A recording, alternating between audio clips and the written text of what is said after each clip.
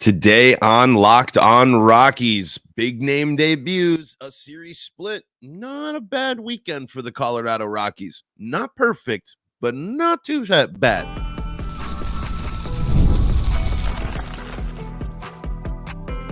You are Locked On Rockies, your daily Colorado Rockies podcast. Part of the Locked On Podcast Network, your team every day.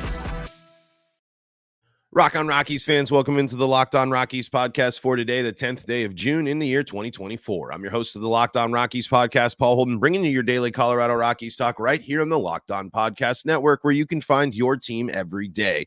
If your team is the Colorado Rockies, guess what? You're in the right spot, because that's what we do around here each and every day on your favorite streaming services and on the Locked On Rockies YouTube channel, where you can be part of the show. You can fire off your Rockies hot takes. You can let me know what's on your mind when it comes to the Colorado Rockies. The best way to help support the show, liking the videos, watching the videos, subscribing to the YouTube channel, and checking us out there. So if you do that, you're doing me a big favor, and I really appreciate it. Thank you all so much for making us your first listen of the day. We are free and streaming, like I said, on those streaming services. Don't got to worry about that. No paywalls, no nothing. Find all the good stuff online as well. But today's episode, we are going to dive into the prospects that debuted for the Rockies this weekend. We're going to talk about what we liked from the St. Louis Cardinals series, and there's some trade rumors with the Colorado Rockies. Ooh, let's talk about that and lots more, all on today's episode of Locked On Rockies. Before we dive into everything, just a heads up that today's episode is brought to you by FanDuel. Make every moment more. Right now, new customers get $200 in bonus bets with any winning $5 bet. That's $200 in bonus bets with any winning $5 bet. Visit FanDuel.com/locked-on to get started. We get started by, let's focus on this. I know here we can talk about what we liked about the series coming up in a little bit, but in the response of Brendan Rodgers being sent to the IL, the Rockies call up their number one prospect. Adael Amador is on the Rockies roster right now, gets a start in the game on Sunday, swings at the first pitch, gets his first base knock, and gets a stolen base, starts checking off the boxes as well. Greg Jones as well making his debut. The Rockies acquiring him in the Joe Rock trade, which I still don't like very much. Nothing against Jones. I just think that Joe Rock has continued to show that he is a promising young pitching prospect. Greg Jones certainly deserves more time for him to make his statement and make his name known. I'm a little bit of a homer as well, because the Joe Rock came from my alma mater, and I was hoping that we were going to see that come to fruition in the big leagues. But I love this. Here's what this is how you have to do it. And you know what? Lineups like Sunday should become more of the norm for the Rockies going forward for the rest of the season. I want to see Tovar, McMahon, Doyle, Tolia, Amador, and Jones all in the same game. In reality, I'd like it to, I don't think that Cave should be getting the start there either. I understand this. Man, Jake Cave is just right into the Bud Black veteran perfect zone.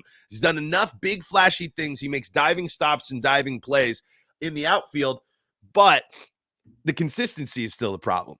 But he's done it before. He's the wily vet. We got to get him in there. At this point, no, you don't. And if you're going to go with the guys anyway, you're going to go with the young guys anyway. We need to make sure that Hunter Goodman's in the lineup as well. I mean, Hunter Goodman should be able to be.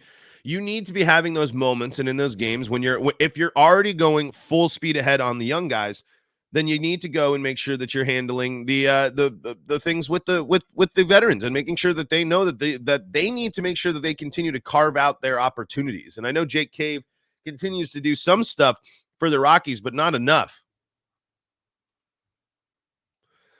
But when I see the constant reliance on Jake Cave, or he's just the prime example of who keeps making the time instead of a young guy, I just get a little frustrated. I mean, at this point, you have an opportunity to get all of them playing time in a game, and I know you're going for a series win, but we know where we're at, right? Like, I mean, let's just take a look at the brass tacks. Even with the Rockies playing improved baseball throughout the month of May and where they're at. Let's just take a look at the realities here real quick.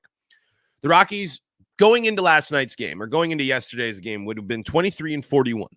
They're still 17 games back of the division. They are still 8 games back of the Diamondbacks. And this is just in the division, right? This is just in the division.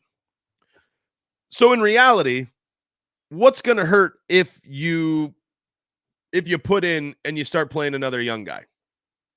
I mean, right? Like if you're already going to call up a prospect that was in Double-A a couple days ago, why are we not getting the full rookie experience? Why was yesterday not a game where all of the prospects were playing, where the focus and the priority was the young guys? Because I think Hunter Goodman deserves just as much time and credit as Jake Cave has. Hunter Goodman, while has struggled as a young player and up at the majors so far, he's also had his moments. Certainly can play, certainly can be a factor on defense, and certainly is someone that deserves the extra time. What is Jake Cave doing that makes him more important to be in the lineup consistently and every day when he was brought to this team to be a veteran bench player? Why does he keep getting starts? What is Jake Cave doing that is so above and beyond impressive for Bud Black that he has to get him in the lineup every single day? Has to be there. Because when you really look at the numbers, you're not overall impressed. He can draw some walks. Certainly, he doesn't strike out that much. I mean, you add that. But above all, he's not blowing you away. Yes, he's got some better numbers than Goodman, but he's also got 35 more at-bats than Hunter Goodman this year. And we know that 35 at-bats, I mean, that's what? 5, 10, 15, 20, 21, 30. That's about a week's worth of games. If they get 5 at-bats in a game, probably a little bit more than that. It's probably closer to like 4 at-bats a game. So that's Jake Cave's got at least 8 games more worth of appearances than Hunter Goodman this year, and he's not blowing the door off. Jake Cave so far this year, 95 at-bats. He's got 22 hits, 6 RBI, 2 stolen bases, a 232 average, a 302 OBP, and an OPS of 597. Hunter Goodman in that time, or in the this year, 60 at-bats. He's gotten 10 hits, 8 RBI. 2 of them are home runs, a stolen base, a 167 average, an OBP of 219, and an OPS of 552. If Jake Cave wasn't drawing walks, he wouldn't be doing anything. Hunter Goodman's got 2 more home runs. Hunter Goodman has almost half the amount of the runs scored this year. He's driven in more runs than Jake Cave. He's got 12 less hits than Jake Cave. But if you gave him the same amount of opportunities, I'm pretty positive the Hunter Goodman line would stretch out and be a little bit more positive. The benefit here, maybe Cave being a lefty, getting those opportunities. But this is my point. Brendan Rodgers with the injury is a different story. But when it comes to those outfield positions, and this includes Charlie Blackmon in this conversation, is those veteran players need to perform. Those veteran players need to do more, because I am not going to sit there and be okay with the Jake Cave starts when Jake Cave arguably hasn't done much better than Hunter Goodman in the 35 plus more attempts that he's gotten. I know that I've seen some big plays and I've seen the stuff.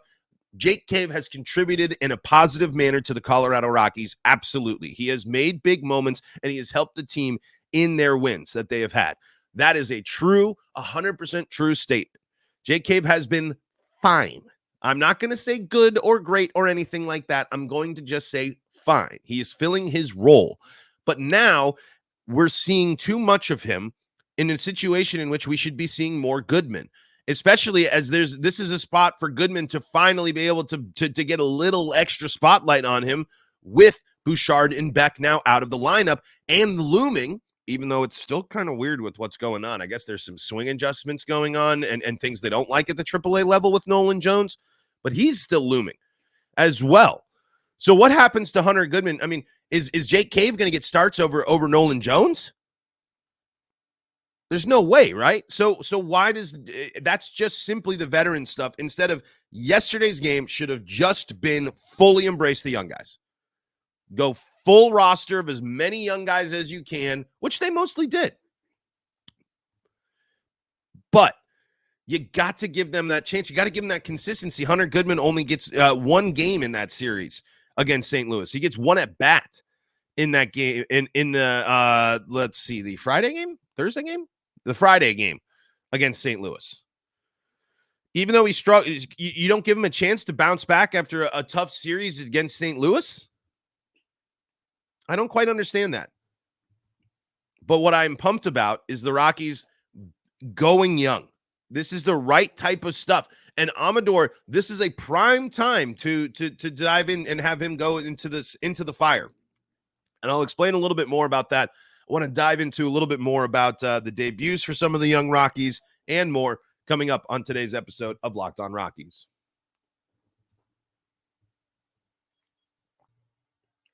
Before we do that, though, got to tell you about some of the folks that help make this show possible, and that includes SupplyHouse. Hey, maybe you are listening to this on the way to the job site. Maybe you're at the job site. Maybe you are thinking about getting a new place for your pipes and parts and all the things you need for your trade work. Well, you can get supplies from the site that's made for the skilled trades, SupplyHouse.com. SupplyHouse.com is the reliable way to order plumbing, HVAC, and electrical products online.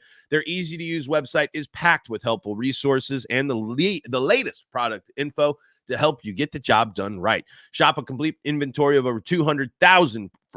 Shop a complete inventory. I got my numbers mixed up because they're so impressive. Shop a complete inventory of over 200,000 parts from over 400 top brands. Over 200,000 parts from over 400 top brands, and get your order delivered right to your door with fast shipping from coast to coast. And they got the expert support staff to help make sure that you are getting the right piece for your job. Join the thousands of trade pros already benefiting from their free membership. Yes, that's right. You can get the free Trade Master program as well when you join up at SupplyHouse.com. You can see all the available products and more at SupplyHouse.com/TM and order plumbing, HVAC, and electrical supplies from anywhere with just a few clicks at SupplyHouse.com. We are also brought to you by our friends at FanDuel. FanDuel is America's #1 sportsbook, and they got you covered all season long. Maybe you want to go and take the Rockies money line. It's going to be an interesting thing to look at with the Rockies in terms of betting this week, because we were just talking about the lineups and stuff, right? Who's going to be in the lineups, who's not going to be in the lineup, who's hot, who's not. I would still keep keeping your eye on them Elias Diaz numbers, maybe to getting those over on the hits, RBIs, keeping your eye on what Elias Diaz does this season, because he's been sneakily good, having an all-star season yet again. But guess what? FanDuel's got all the action as the finals in both hockey and basketball finish up. You can bet on it all. And right now, new customers get $200 in bonus bets with any winning $5 bet. That's $200 you can use to bet everything from the finals MVP to who's going to hit one out of the park. Visit FanDuel.com/LockedOn. That's FanDuel.com/LockedOn and add a big win to your summer bucket list. FanDuel.com. FanDuel, America's #1 sportsbook.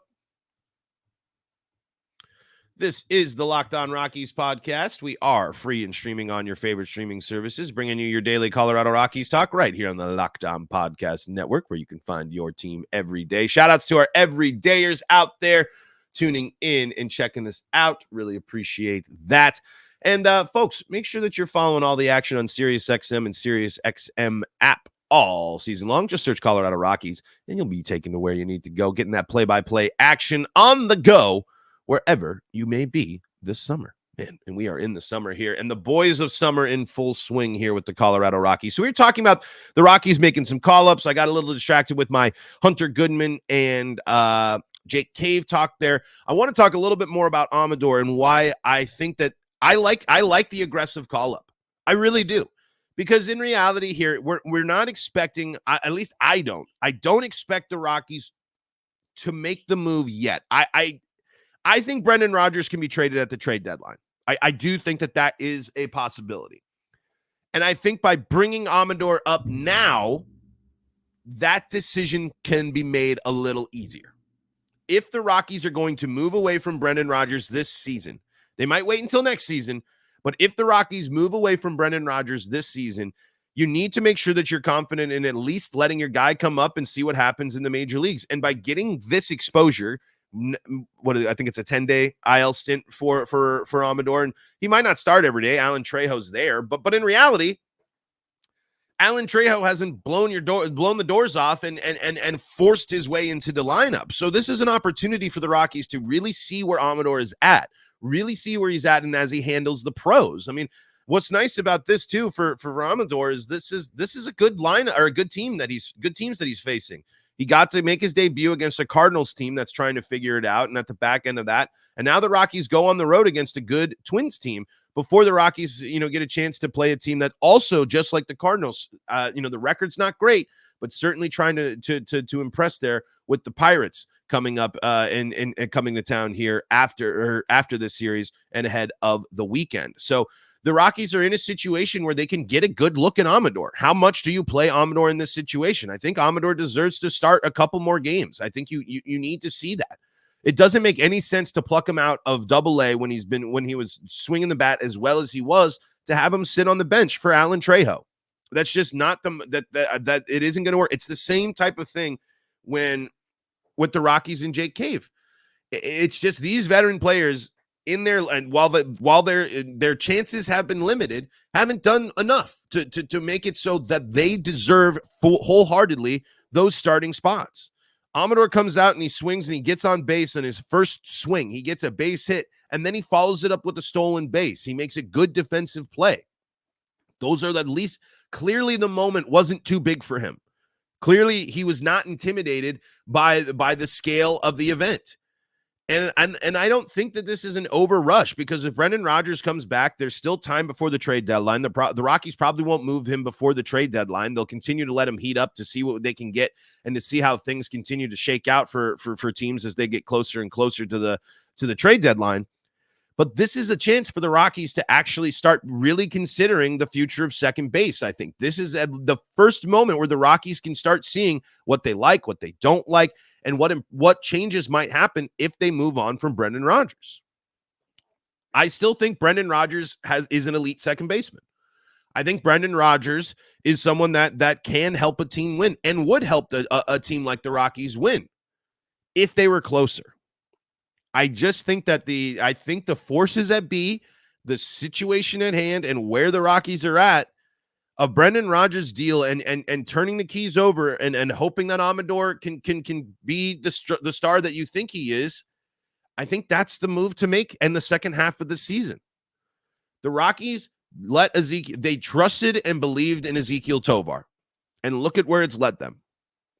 Again, Tovar still has stuff to work on, but you're incredibly impressed by how mature and ready to go he is. Could Amador be the same? There's a good chance we can find out. Because if he has a strong first appearance here, if he has a strong first debut, and I will take a base hit and a stolen base in those debuts. That's exactly first. I mean, he's on base for the first time after getting his first hit, and he's immediately on the move to steal second. I mean, come on. That's green lights all day, right? That's confidence.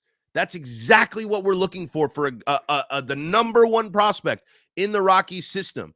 He was not scared of the moment yesterday. And so if the Rockies can create and give him opportunities, they can start figuring out and really thinking about what they can do. Because here's the deal. If the Rockies do move on from some key veteran pieces this year, they can retool, and the rebuild process might get longer. But what if Amador has a really solid second half of the season? Say the Rockies trade Brendan Rodgers and Amador is the starting second baseman. They declare it and they say it. And he has a similar year to Tovar last year, or similar half a year to Tovar. You feel pretty good, right? I mean, you feel pretty confident that at least this young guy, that the Rockies now, this young core at the middle of the infield. Remember, the defense is supposed to be legit for Amador too. you feel that's a rebuilding core right there, right? I mean, that kind of feeds into this, mixed in with the fact that the Rockies can get prime value for some of their veteran players. Brendan Rodgers struggled out the gate, but Brendan Rodgers has been good again, and the defense has shown that he's there, and teams certainly will be interested. And now we know for sure that teams are interested in Elias Diaz.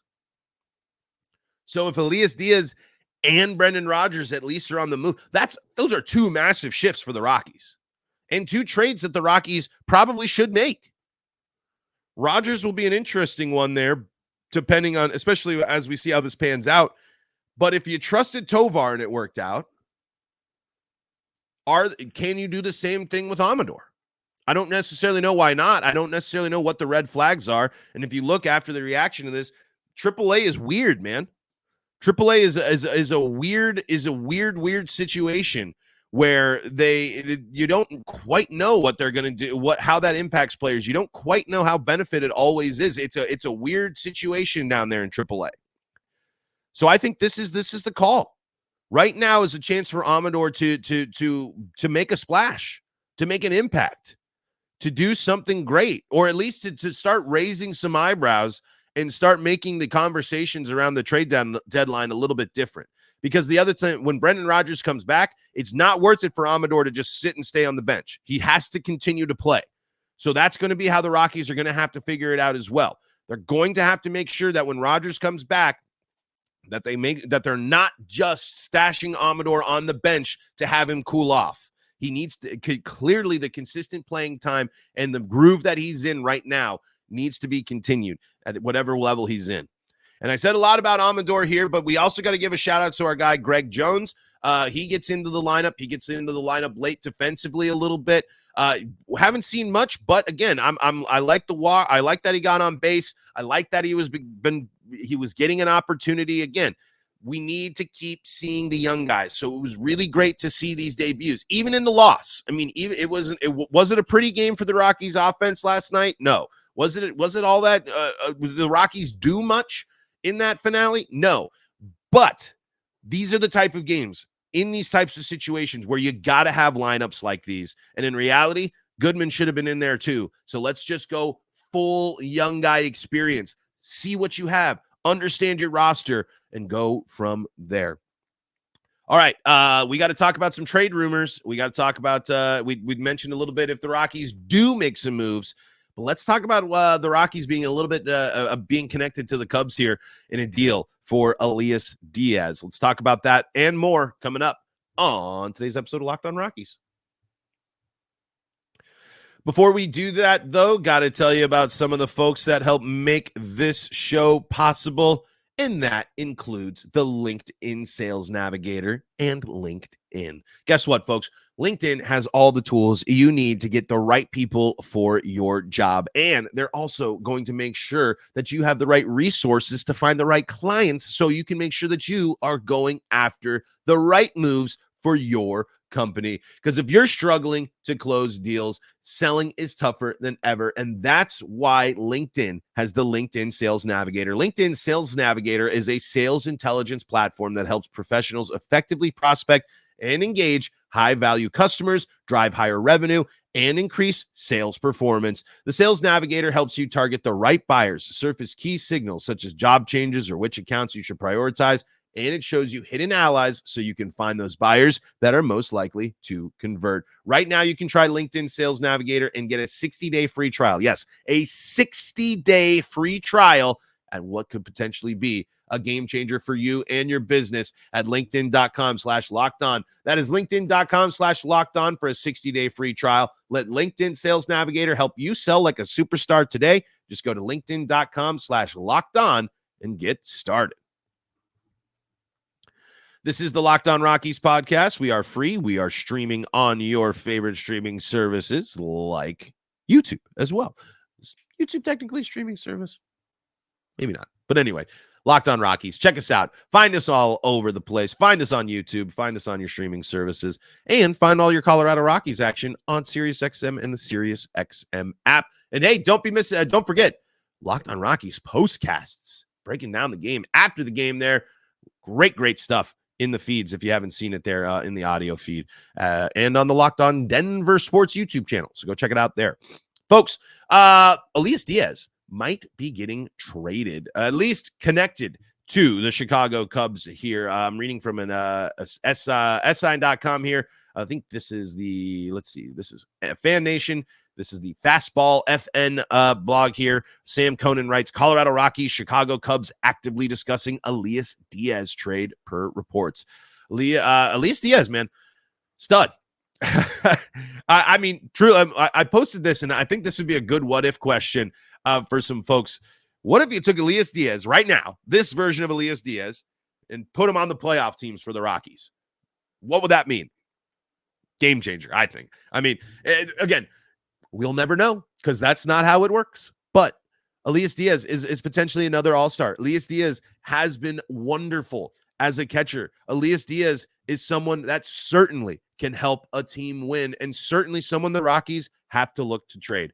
I think Elias Diaz has an argument to being one of the best Rockies catchers of all time. Maybe, I'm not going to say the best or this or that without going in and some of the remnants, but back-to-back all-star seasons from catcher for the Colorado Rockies would be nuts, would be absolutely nuts. At a position that they have historically not gotten a lot of production out of, Elias Diaz has been incredible for the Colorado Rockies in that sense, and he's following it up with another really strong season. And again, he's someone that he's leading the team in batting average with 305. He's batting over 300. He's got 5 home runs. He's driven in 28. His OPS is 795. He's clearly a leader in that clubhouse. He clearly impacts and has an impact on calling the game and the confidence of his pitchers. He is exactly the right type of guy that a playoff team needs in a playoff push. I don't want to see Elias Diaz go.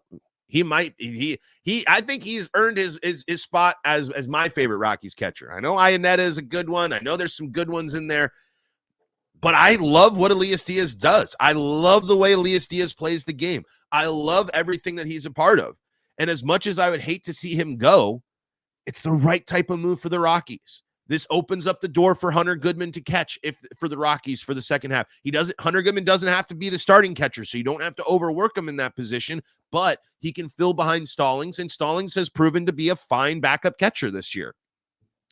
In the situation where the Rockies are at, it really, unfortunately, doesn't do them much good for Elias Diaz to continue to swing it and do a great thing.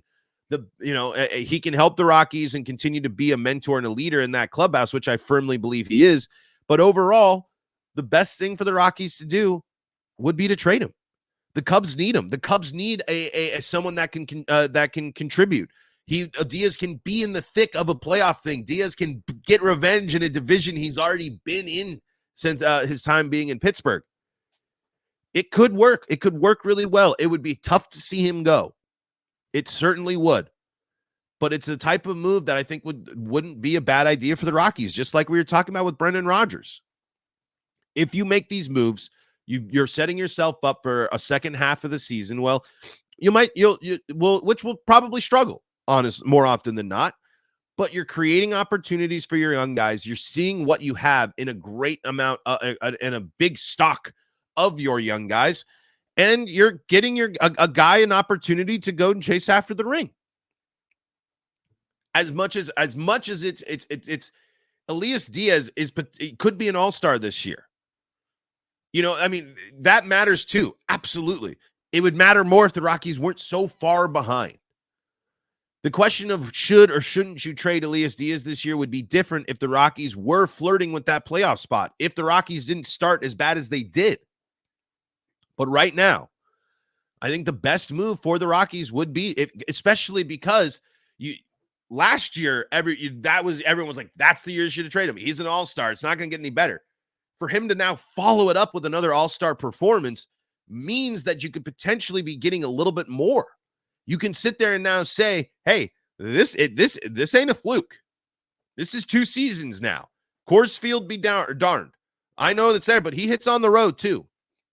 Mixed in with the fact that he is a great defensive catcher. He's really good at stopping balls, and he's really good at throwing people out. It will be tough to see him go, but if Elias Diaz is traded, I think it's the right move for the Colorado Rockies because it's a move that you can, of course, get players back, beef up the system, get more pitchers.